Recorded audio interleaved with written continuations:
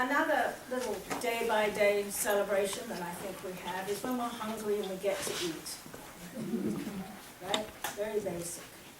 And if you haven't eaten before coming here, you're going to wish that you had when you hear Karen Lee Whiteley, because I actually read this piece when I hadn't eaten. Instantly hungry. So let's welcome Karen White from BC, right?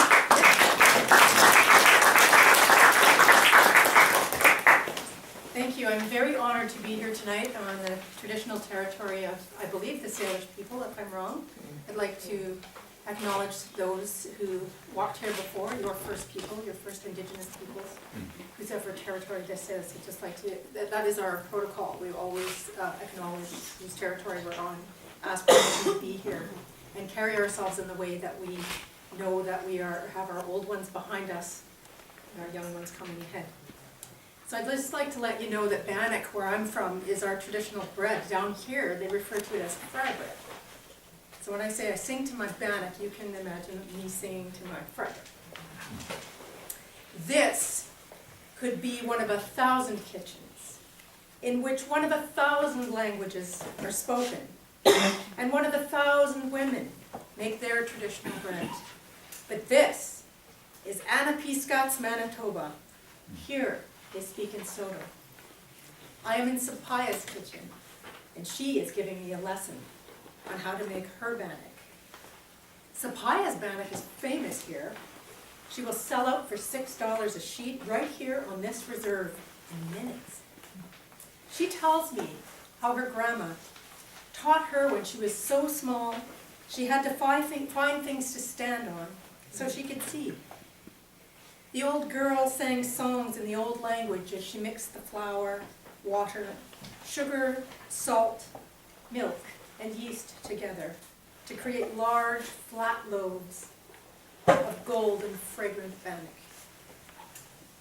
Little Sapaya learned by watching.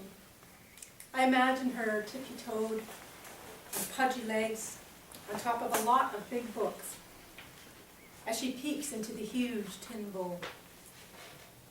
There's a hologram of Jesus above Sapaya's sink. It's clean enough in here for Jesus to eat off the floor. There are children crying, laughing, and squealing. Sapaya's raising about 5 infant grandkids. They sound along with her gospel singing as we work. She's tireless, although she tells of 3 serious health problems and says she's tired always. She does not move quickly, but she is always moving, doing, or speaking of what needs to be done. From the back, Sapaya still looks like a young girl with firm legs and long dark hair. It is only when she turns that I see her life story, written in wrinkles on that always smiling face, and the belly like rising dough that tells of many children carried. She explains each step of the bannock as a patient teacher. She has me mix the dry ingredients with my hands and love the cool silk of flour on my skin.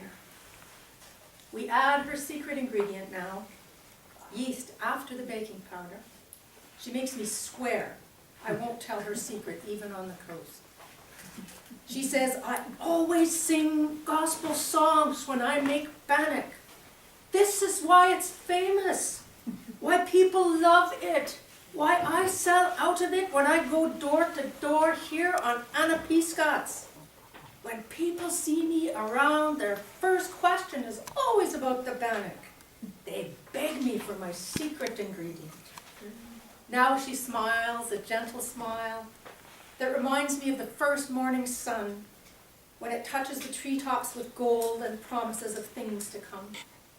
We take a break to carry plates of chicken delight fried chicken, dinners to my old man and her old man, who are drinking beer in his garage. They're cousins. The old man and me are visiting from the west coast all the way. Our old men do nothing in that garage but tell each other stories that begin with, hey, you remember? And end with loud, long laughter, with a huge, ha, hasty way, boy, or pachaggish. They're hooting and honking like spring geese at the end. When Sapaya and I are walking back to the house, she says, you know, my husband, he is a good man, but he sure likes his beer. I know one day he's going to come to Jesus. I'm a patient woman. I pray for him every day. I know, but I do not say that neither one of our old men will give up their beer, and neither has any intention tonight of coming away from the fridge full of beer in the garage into the house, let alone to Jesus. But it's kinder to say nothing, so I nod and I smile.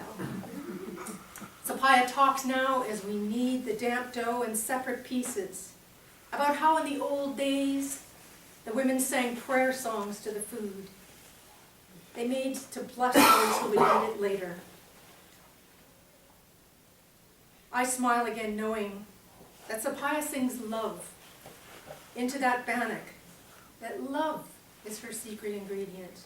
And now I know the secret ingredient in the bannock of this one woman in a one bread-fragrant kitchen in one place called Anna Peascott's in Manitoba.